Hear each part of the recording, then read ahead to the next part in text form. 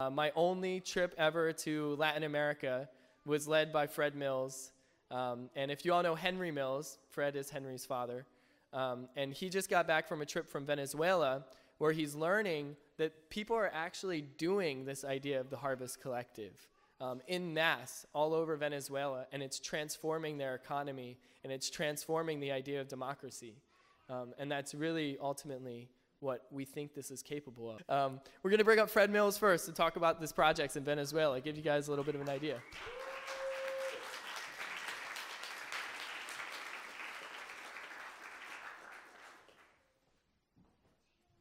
So I remember Davey when he was in middle school, and he was even a visionary back then.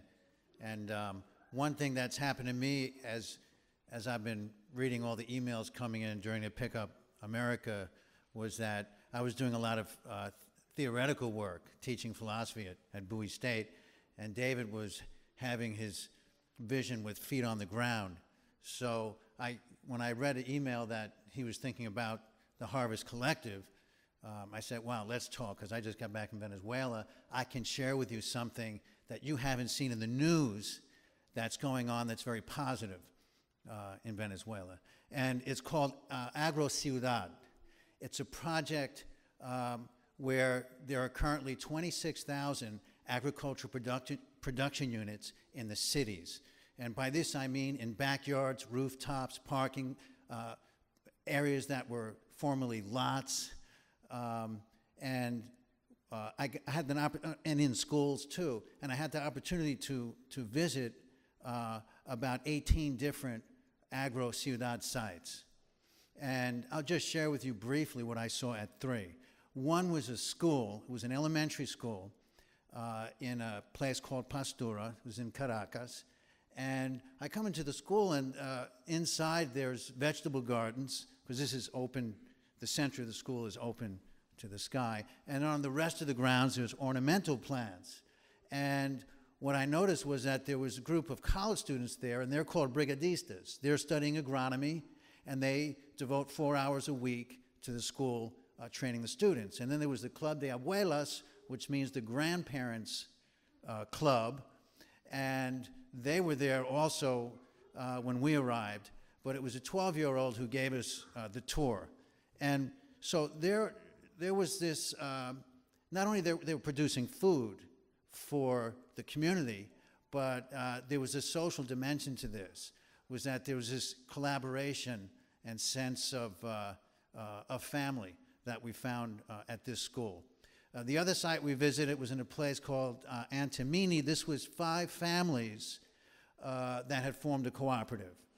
And they were producing all kinds of vegetables. They were also raising fish. It was fish that it's native to Venezuela. And I asked one of the associates, they call each other asocios, or they call each other hermanos, brothers or sisters. They refer to each other this way. And I asked, you know, what does this process mean to you? And she said, it starts in the home. And then it goes to the community, and then we build the nation. So you had this sense, they had this sense that they were belonging to something that went beyond those 5 families. And while I was there, there was someone from the countryside. His name was Braulio Alvarez, and he was helping build links between the countryside and this co-op.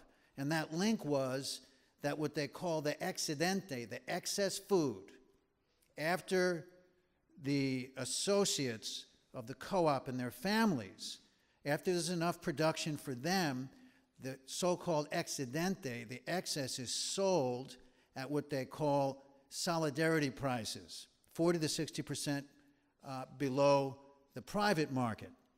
And I thought it was pretty interesting, so I went to see one of these kiosks where they sell this solidarity food, and there were people from other neighborhoods that were also coming to purchase the food. And then the third site I would refer to,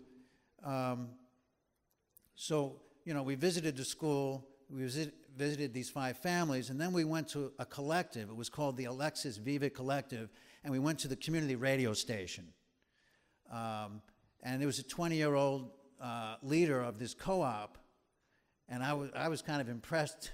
Such a young person was one of the leaders, but I guess I shouldn't have been. I said, when did you start getting involved? She said, 14 years old, right? And she said, this is called Radio Arsenal. And by the way, this radio station I heard a taxi driver listening to when I was in Caracas a few days later. But anyway, they have 2 bakeries. They have 4 what they call basic goods distribution sites. And they also have a plot of land in the countryside. And what I saw what she said to me was that, something that for me is memorable, she said, this revolution that we're making is big enough for everybody. It's big enough for everybody. So again, at all 3 sites, I saw this same sense. They all conveyed to me that they were after food security and food sovereignty. Food security, food sovereignty.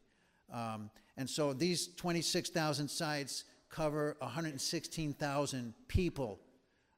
And this only took off in 2011.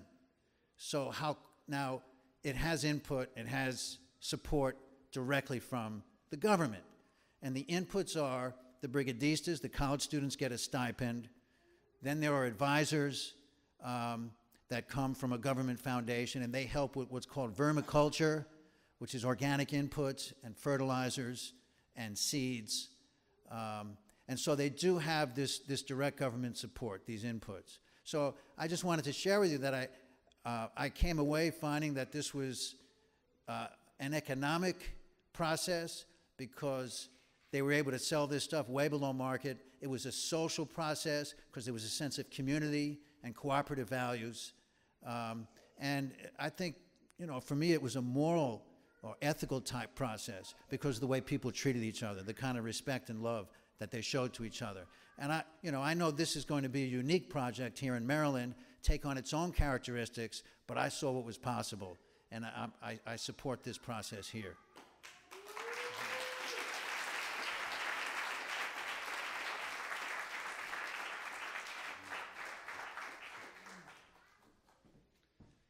So what do you think? Can we do it?